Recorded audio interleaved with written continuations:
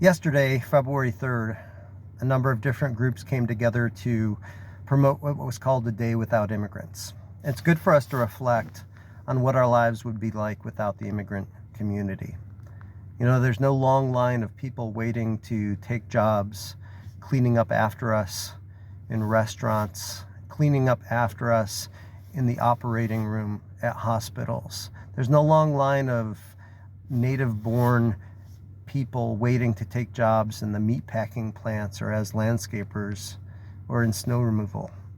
And I ought to know, I've been the owner and operator of a landscaping and snow removal company for the last 25 years. You know, it's been over 10 years since I've been able to hire a full crew. We usually have about 8 to 12 employees, and then it beefs up during the seasonal times to about 20. And it's been over 10 years that I could have taken more employees, I could have taken more business any one of those years if they were available. You know, what makes me the proudest to be an American is the times when we have taken the right steps to be the land of the free, to be the land of opportunity. These debates have gone on for more than 100 years. In 1923, we passed the notoriously racist National Quotas Act.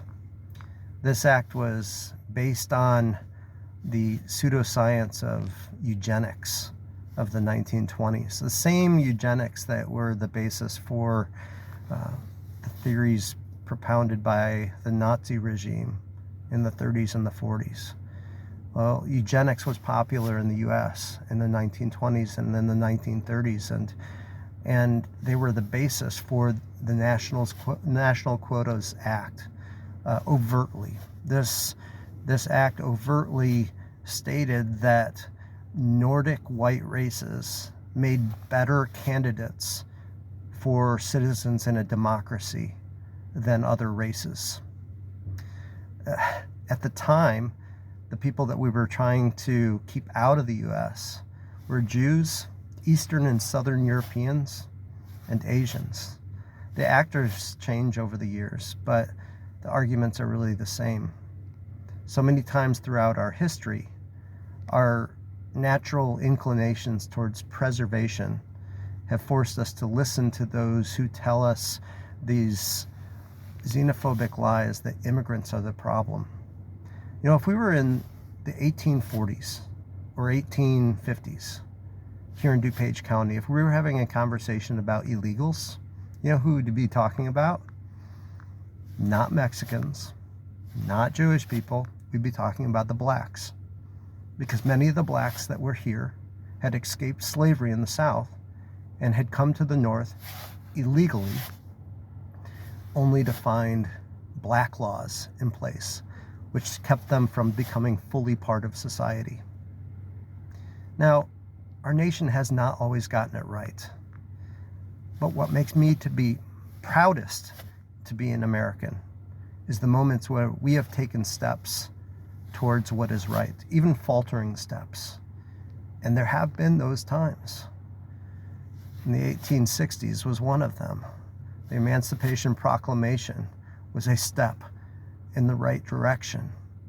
It was a pivotal moment in our history.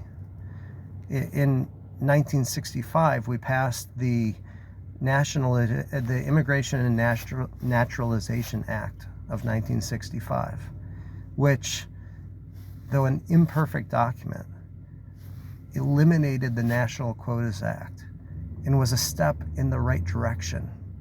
It was a time when we recognized the fact that our nation had been built by immigrants from all different nationalities. West Chicago is a microcosm of that.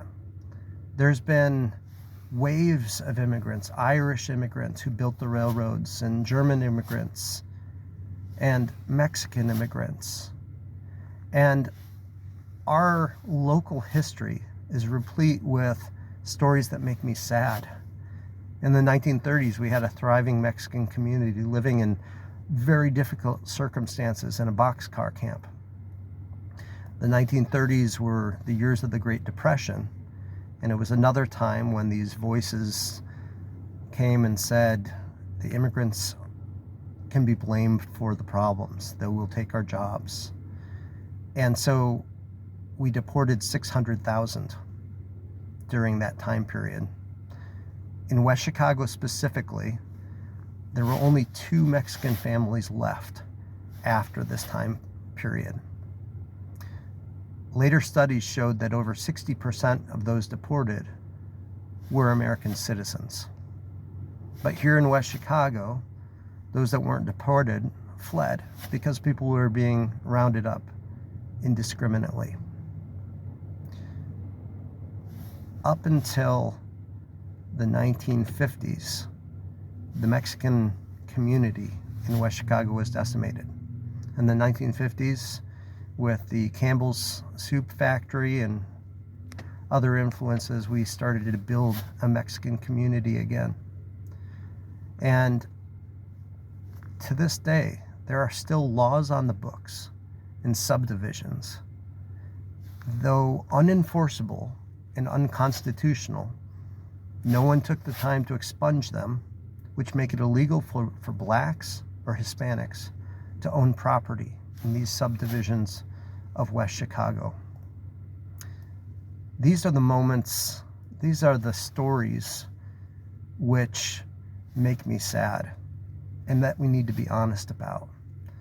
But what makes me the proudest to be an American are those moments where we have been the land of the free, where we've taken steps, even if faltering steps, to be the land of opportunity.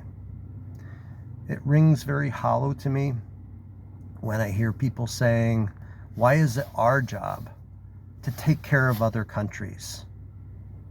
Well, it's never your job to show compassion. It's never your job to do what's right or to be kind.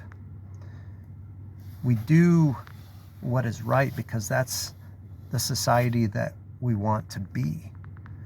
We show compassion because we've experienced compassion and because it is right that we show that to others.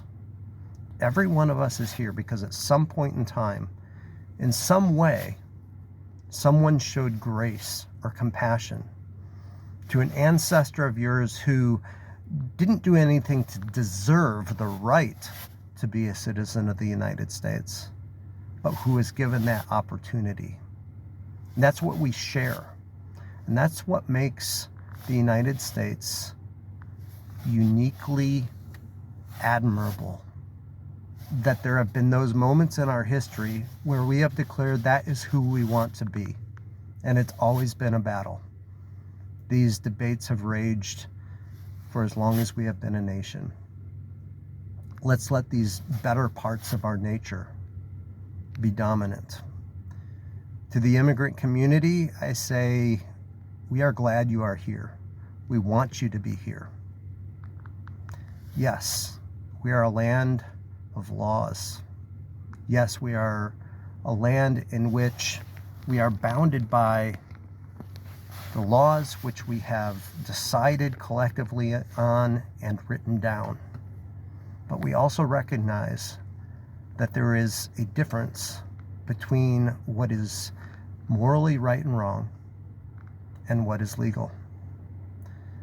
When those two things differ, we need to have the hard conversations, take responsibility, and fix the problem. Our nation for too long has accepted immigrants, illegal immigrants, has been willing to take their tax dollars that they pay through employment taxes, through sales tax, through property tax, through Social Security, even though we will never give them the benefit of many of those employment-based taxes. And so one hand has said, yes, come and give us your tax dollars. And the other hand has said, we will not give you legal status. And so millions have been caught in this unjust situation, a situation which allows for the exploitation of the poor, the needy, the vulnerable, and the desperate.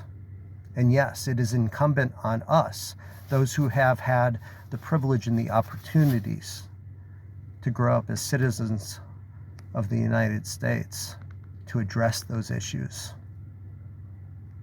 Let's show compassion. Let's be the kind of nation that we are proud of. Thanks for listening.